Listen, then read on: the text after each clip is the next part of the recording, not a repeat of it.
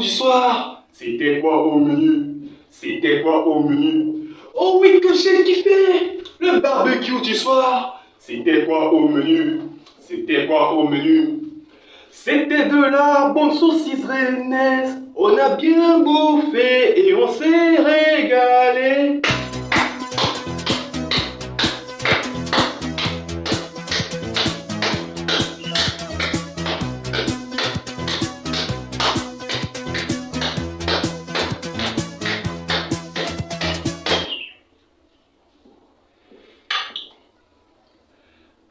Petite pensée à nos amis de Bretagne.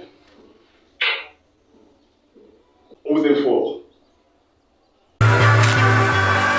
So I keep running for you.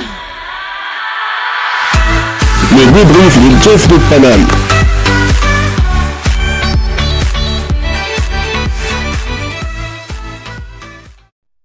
Bien, bonsoir à tous, très chers amis.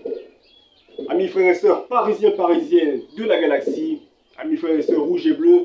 J'espère que tout va bien pour vous. Oui, vous l'aurez compris, le Jazz Can't Get Out du Stade Rennais, voilà. Une chanson que j'ai utilisée pour les chambrer. J'avais à cœur de les chambrer parce que, devinez quoi, on bat enfin le Stade Rennais au Horizon Park. Enfin, Horizon Park des Princes.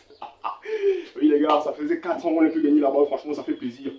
Et je dois avouer que je suis flatté parce que cela prouve qu'il y a quelques clubs français, depuis quelques années maintenant, sont capables de rivaliser le PSG. Et franchement ça fait plaisir pour le championnat français.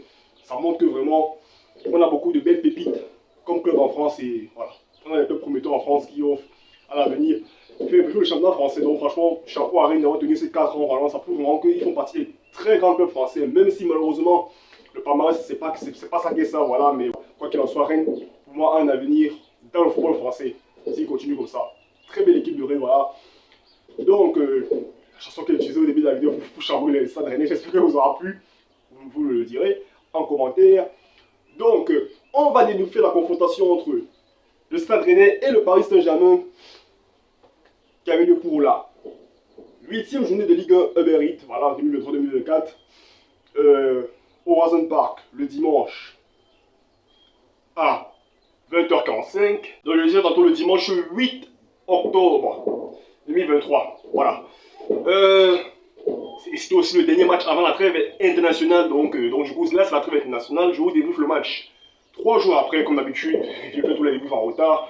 Donc, on va très vite parler du match et des joueurs aussi. On va commencer par les joueurs. Voilà, j'ai fait un débrief rapide cette fois-ci.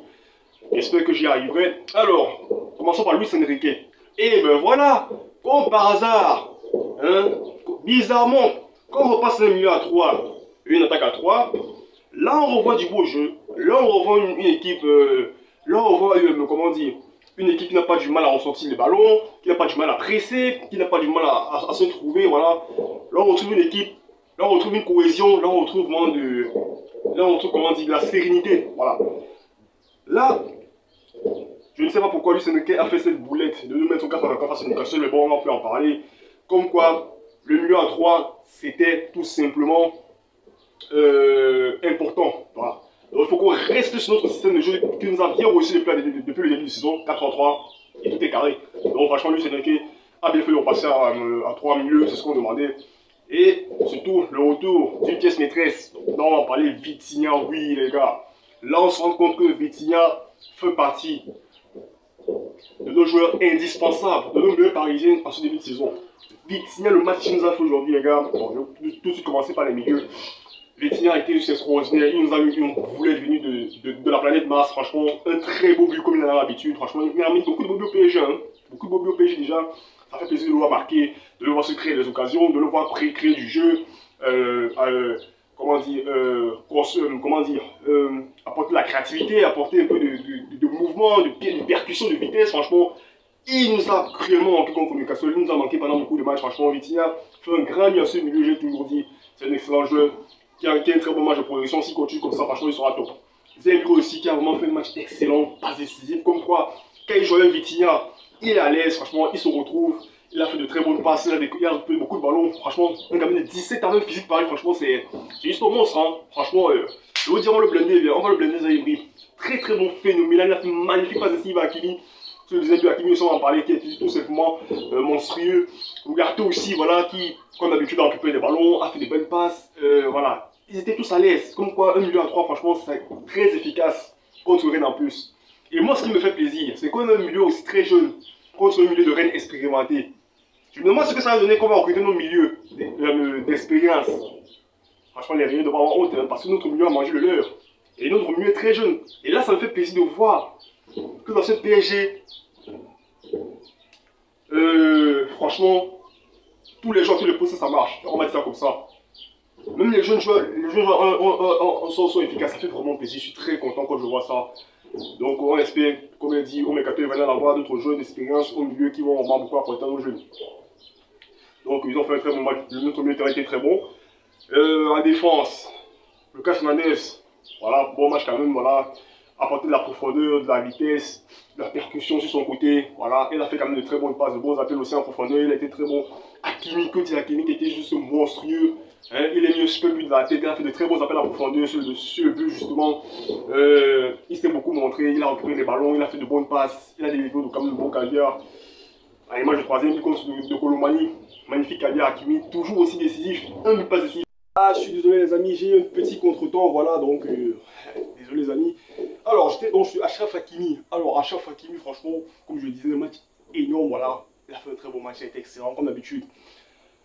Depuis le début de saison, franchement, il est tout simplement monstrueux. Et j'espère qu'il restera comme ça, mais c'est notre meilleur parisien, là. Franchement, très content pour notre diamant marocain. Dans la défense, la charnière centrale. Marquinhos qui, bon, a fait plutôt match tranquille, j'ai envie de dire. Voilà, il a fait quelques bonnes récupérations, quelques bonnes interceptions. Il a relancé proprement, contrairement à la dernière fois face à Newcastle. Il a fait quand même de bonnes relances. Voilà, il était serein, il était propre, rien à dire. Skriniar aussi, qui même s'il s'est fait éliminer facilement, alors là, franchement, Skriniar est contre moi, on sait tous que c'est compliqué parce qu'il est lent. Et quand un joueur rapide est face à lui, un joueur vivoté face à lui, on sait tous que c'est bon. Mais il a fait de très bonnes interceptions, franchement. J'en ai beaucoup dans la tête, il a été très bon. Il a occupé des ballons aussi, voilà, il a aussi été propre, il était serein. Ça fait plaisir d'avoir une charnière centrale sereine quand même, voilà, ça rassure le gardien. De normal qu'il y a d'ailleurs, malgré bien que ça a été bon quand même. Bon, il n'a pas non plus été beaucoup mis en danger, mais il a quand même fait de bons arrêts.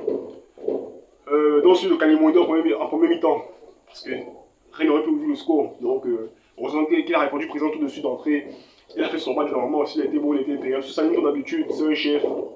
Il a quand même fait de bonnes passes, voilà. On dit souvent que Valopie nous fait peur, mais voilà, il a quand même fait ce qu'il fallait cette fois-ci. Maintenant, l'attaque.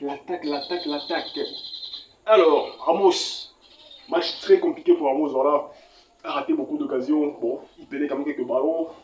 Ah, il essayait les appels en profondeur, voilà, il essayait de se démarquer un peu. Mais on voit que c'est encore compliqué, tu vois. Il lui faut du temps vraiment pour s'adapter à ce nouveau PSG, à cette nouvelle atmosphère. Il lui faudra du temps. Arrêtez de lui tomber dessus aussi. On a la chance d'avoir, comme il a dit, beaucoup de postes redoublés. D'autant plus que c'est des profils différents, lui et Colomani. Donc, il était en difficulté, voilà, sur le troisième, lui perd la balle bêtement. Il se fait punir, enfin, sur le but René, je veux dire. Il se fait punir dès qu'il sort Colomani entre et marque. Waouh. C'est vrai que c'est dur pour lui, ça va pas le mettre en confiance, mais bon, je sais que pour Ramos, ça viendra. Dembélé qui a été auteur de match extraordinaire, franchement j'ai beaucoup kiffé le match de Dembélé. On sait que la finition c'est pas ça qu'est ça, mais il a fait un super match, franchement. J'ai en tête la percussion qu'il a fait pour ce petit numéro là, où il est mis deux joueurs, il décale avec Vitinha qui met sa magnifique frappe en volée. Dembélé vraiment très beau match, beaucoup de développeurs en profondeur, beaucoup de vitesse, de fluidité. De percussion, il a apporté du mouvement, il était bon aussi Dembélé, franchement j'ai kiffé mon Dembouzinho. Oui, Dembélé était bon, il a fait son match. C'est vrai que la finition, il faudra vraiment qu'il travaille là-dessus. Voilà. Et Kylian. Alors Kylian, c'est vrai qu'il travaille sur une période très difficile. Mais j'ai envie de vous dire, c'est pas non plus la première fois que ça lui arrive. Il en a déjà connu des périodes comme ça, difficiles au PSG. Et voilà, arrêtez de tomber dessus les gars, franchement, je comprends pas les gars qui sont là à dire « Ah mais c'est une nana qui a la tête au réel, ils s'en foutent de nous. » Oh les gars, calmez-vous. Hein? Franchement, comme il s'est indiqué à la conférence de presse, Kylian n'est pas rassuré Kylian n'est pas satisfait de ce qu'il fait. Quand il réussit, il n'est pas satisfait. Quand il réussit, même quand il réussit, il n'est pas satisfait. Imaginez qu'il n'est pas satisfait. C'est un joueur qui qui a beaucoup d'exigences en soi. Voilà, c'est un joueur qui a tout le temps envie de réussir. C'est sûr que ça viendra le temps. Voilà, c'est un peu difficile, comme tous les grands joueurs, j'ai envie de vous dire. Il a fait un gros. Il a fait une énorme boulette hier. Voilà, ce gros raté, ça arrive, hein, c'est pas la première fois non plus. C'est vrai qu'il fait le plus dur, mais bon, il n'avait pas au fond. C'est comme ça, voilà, on n'a pas tout le temps de la chance. Hein. Donc les gars, franchement, pour Kylian, je suis sûr qu'avec le temps, ça viendra. Il a quand même fait son match. Franchement, il a donné de bons ballons, de bonnes galettes. Surtout à Colombanie en deuxième période. Il a fait quand même de belles passes. Il s'est proposé, il a porté dans la vitesse aussi, dans la percussion, dans le mouvement. Il était quand même présent. Moi, cette fois-ci, il a fait son match contrairement à Newcastle. J'ai kiffé. Là, entrant maintenant les entrants. Colombanie, comme j'ai dit, il entre directement, il est efficace. Donc, Colo national, comme d'habitude, mon Colo, oui. Comme par hasard, c'est contre ses rivaux qui marque. Hein. Contre Marseille, il marque, c'est le rival. Contre Rennes, ancien Ante Colomani, il marque. Je dis donc, c'est ça qui est la prochaine fois. Le club de national, là, qui est rival avec le club où il a débuté national. Franchement, les gars. Non, sinon, il a été très bon. Voilà. Directement, il a apporté. Il s'est proposé dans le jeu. De beaux appels en profondeur.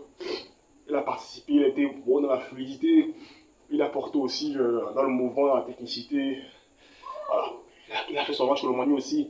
Il était au service du collectif. Et il revenait défendre cette fois-ci. Voilà, j'ai apprécié ça. Parce que contre le match, il ne le faisait pas. Surtout contre Newcastle. Encore sur Newcastle en tête, franchement, il faut mettre face. Ça ne sera pas facile. Quoique, une bonne petite fessée chez nous, une branlée chez nous, franchement, ça nous fera un peu quand même mieux cette humiliation. Mais bon, ça on en parlera une autre fois. Donc, si Colomani a fait son match, alors, Fabien Ruiz aussi, je crois que Fabien Ruiz aussi est entré. Bon, bah, lui aussi a fait pour lui aussi, bon. Lui aussi, bah, il est là, tranquille, il a fait quelques ballons. Bon, il n'a pas fait non plus grand chose, mais bon, sinon, voilà. Pas grand chose à dire sur Fabien Ruiz, quand même, qui aussi était là, il a répondu présent. Carlos Soler aussi est entré en fin du match, bon, Carlos Soler, comme d'habitude, il a entré quelques passes. Bon.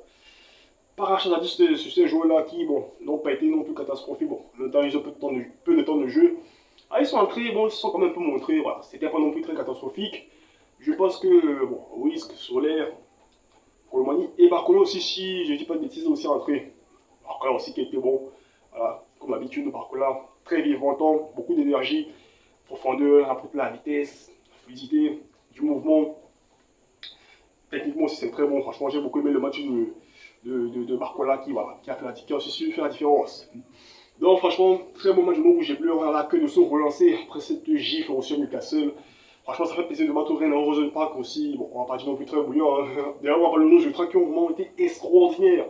C'est vrai qu'ils n'étaient pas en début de match à cause du bus, le bus de nos ultras qui était en panne. Ils sont arrivés après, ils ont été dans Rosen Park. C'est un Rosen Park déjà qui était très éteint. Voilà, on a quasiment rien dans le match comme ambiance. Hein. Nos ultras sont arrivés, ils ont mis un peu d'ambiance dans ce stade. Et oui les gars, qu'est-ce que vous voulez que je vous dise? Partout c'est chez nous, nous sommes les meilleurs ultras du monde. Voilà, on a les meilleurs côtés du monde, les meilleurs ultras du monde, voilà, on s'en fout des rageux. Partout c'est chez nous, tranquille. Donc, voilà, très bon prestation de nos ultras dans les tribunes qui ont aussi été extraordinaires comme d'habitude. Donc bon match de nous rouges et bleus, comme j'ai dit, franchement face à Rennes avant la trêve, ça fait vraiment plaisir, ça remet un peu de la confiance dans le groupe. On revient à 2 pour le Monaco, nous sommes 3e. Voilà, on finit sur le podium, ça fait plaisir. Maintenant, il faudra, contre Strasbourg après la trêve, qu'on fasse la différence. C'est très important après la trêve. Franchement, on retrouve notre niveau au retour de la dernière trêve face à Nice. Parce qu'on aura l'opportunité d'être premier en tapant Strasbourg samedi. Donc, vu qu'on a joué le dimanche et que Nice jouera après nous, donc on aura l'opportunité d'être premier à l'issue du samedi. Voilà, ou pas. On verra. Franchement, ça fait plaisir cette victoire de nous, j'ai vu qui se mettent en confiance. Très bon match, on a mis le match. On a mis le match bout en bout, on était juste impérial. J'ai beaucoup aimé la prestation de nous, j'ai bleu. Allez, j'espère qu'on continue comme ça. Les amis, c'était tout ce que j'avais à dire. N'hésitez pas à vous abonner, liker, activer la cloche de notification et partager si la vidéo vous a plu. Laissez un petit commentaire pour vous donner votre avis sur le match. Voilà, maintenant place à la trêve, on va bien profiter, on va bien kiffer. Je pense que samedi je ferai le début de Pays-Bas France. Donc on se dit à très bientôt. Ici c'est Paris, Paris est magique. Toujours mon gars, oui, rouge et blanc jamais. Allez, ciao. Yeah.